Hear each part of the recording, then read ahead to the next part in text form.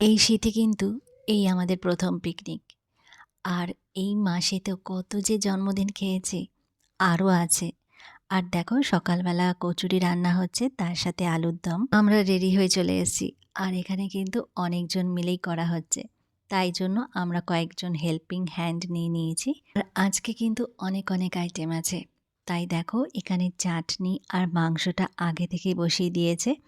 আর এইদিকে কিন্তু অনেক কম্পিটিশান হচ্ছে, বিনায়কও কিন্তু কম্পিটিশানে পার্টিসিপেট করেছে। এই পিকনিকে কিন্তু সব বয়সে মানুষরা ছিল, কিন্তু বাচ্চাদের সংখ্যা অনেকটাই কম।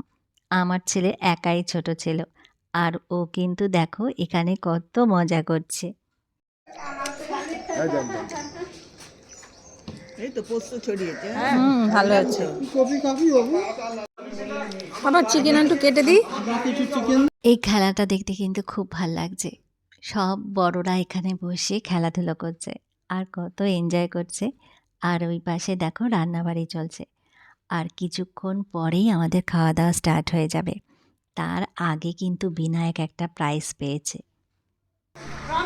হরে কৃষ্ণ হরে কৃষ্ণ হরে কৃষ্ণ।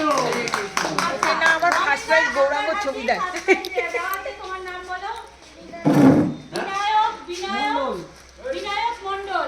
বিনায়ক মণ্ডল, মাস্টার বিনায়ক মণ্ডল, সবাই বিনায়ক মণ্ডলের উপরে সবাই হাত দিন।